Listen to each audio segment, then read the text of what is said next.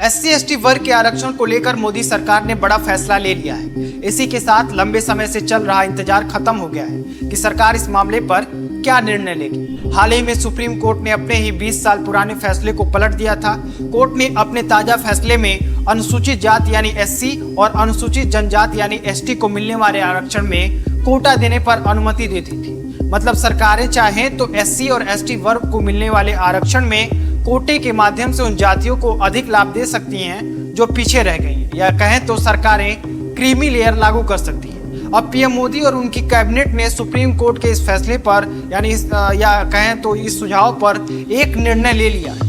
9 अगस्त को लोकसभा और राज्यसभा के करीब 100 से ज्यादा सांसदों ने प्रधानमंत्री नरेंद्र मोदी से मुलाकात की और सभी ने अपनी बातें रखी। इस मुद्दे पर शाम को मोदी कैबिनेट की मीटिंग हुई।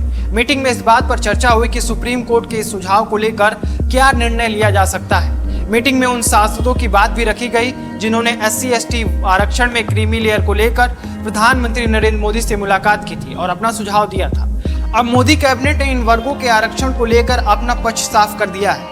कैबिनेट मीटिंग के बाद केंद्रीय मंत्री अश्विनी वैष्णव ने प्रेस कॉन्फ्रेंस कर बताया कि NDA सरकार BR अम्बेडकर के बनाए गए संविधान से बधी है। इस संविधान में क्रीमी लेयर का कोई प्रावधान नहीं है। भाजपा सांसद रविंद्र नारायण बेहरा ने एक न्यूज संस्था से बात करते हुए कहा, सभी सांसदों ने एक स्वर में PM से मांग की कि सुप्रीम कोर्ट के इस फैसले को लागू मत करिए। इस पर PM ने आश्वस्त किया कि SC/ST आरक्षण में क्रीमी लेयर को नहीं लाया जाएगा।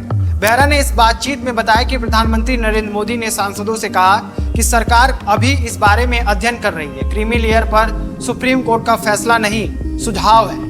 लेकिन सबसे बड़ा सवाल यह है कि आखिर इस विषय पर इतने सारे सांसद एकजुट कैसे हो? तो इसका जवाब सुप्रीम कोर्ट के फैसले में ही छुपा हुआ है। सुप्रीम कोर्ट ने 1 अगस्त को यह निर्णय सुनाया था कि राज्य सरकारें अब अनुसूचित जाति के भीतर जातियों के आधार पर रिजर्वेशन में कोटे को डिवाइड कर सकती हैं। कोर्ट ने ऐसा करना संविधान के अनुच्छेद 341 के खिलाफ नहीं माना। 7 जजों की बेंच में शामिल जस्टिस BR गवई ने कहा कि राज्य सरकारों को अनुसूचित जातियों और अनुसूचित जनजातियों के बीच क्रीमी लेयर को पहचान करने और उन्हें आरक्षण का लाभ देने के लिए एक नीति विकसित करनी चाहिए। मतलब साफ है कि आरक्षण को लेकर क्रीमी लेयर बनता है और जिन भी SC और ST वर्ग के लोग अब समाज के बेहतर पायदान पर आ गए हैं, उन्हें आरक्षण का लाभ उनकी तुलना में कम मिलेगा जिनकी स्थिति बेहतर है अगर ऐसा होता है। अब सांसदों की बात भी समझ लीजिए कि सांसद सारे एकजुट कैसे हो। सांसद और विधायक बनने के बाद नेताजी लोगों में क्या बदलाव आ जाता है यह तो सब जानते हैं। अब क्रीमी लेयर की वजह से नेताजी हो जाएंगे बाहर, तो सभी ने सोचा होगा कि ऐसा होने ही ना दिया जाए कि क्रीमी लेयर जैसी कोई चीज भी हो।